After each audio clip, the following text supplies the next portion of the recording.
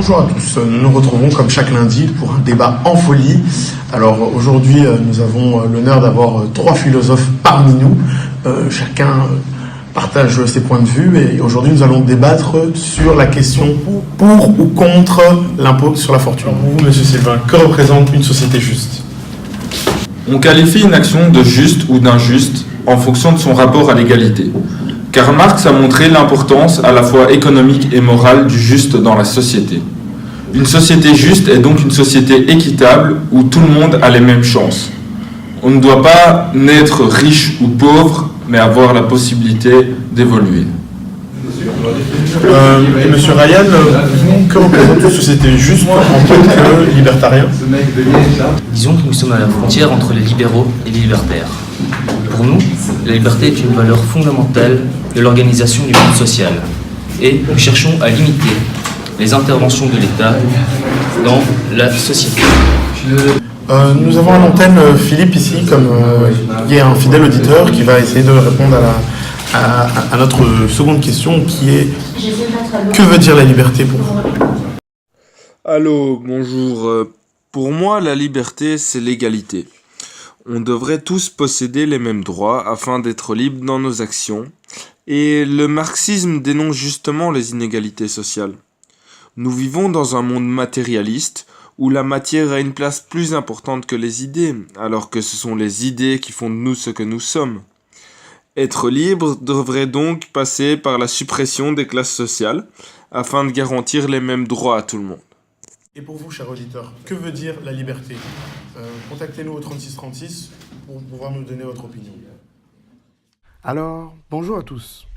Alors, merci de me donner la parole. En tant que libertarien, je vais vous expliquer en 2-3 mots notre vision de la liberté.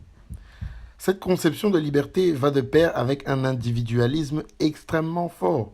Chaque homme est propriétaire de sa liberté et il serait injuste d'y porter atteinte.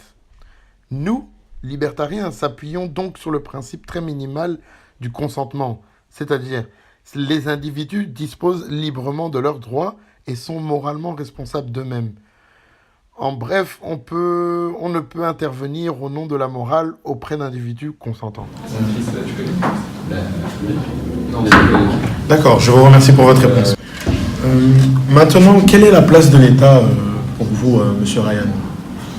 En tant que libertarien, je considère que l'État devrait se limiter à un État dont les interventions sont minimales. Les citoyens ne devraient pas payer d'impôts, qu'ils soient plus ou moins aisés. Personnellement, je ne souhaiterais pas travailler toute ma vie pour que ce soit toute la société qui en profite. L'État ne devrait pas intervenir en matière économique ou commerciale, mais se limiter à un État qui garantit la sécurité des citoyens, en encourageant l'association et la coopération entre les citoyens. Il n'y aurait pas de principe plus grand que les libertés pouvant empêcher cette liberté, à part la liberté elle-même. Pour vous, Juan, quel est votre point de vue au niveau En tant qu'adepte du marxisme, l'État se doit d'être régulateur. Selon moi, l'État doit veiller à ce que tout le monde puisse avoir ce même droit de liberté, que l'écart social qui est présent puisse se réduire et qu'au fil du temps, il règne une égalité absolue. L'impôt est la source de la vie, de la bureaucratie, de l'Église et de la Cour, bref, de tous les appareils du pouvoir exécutif.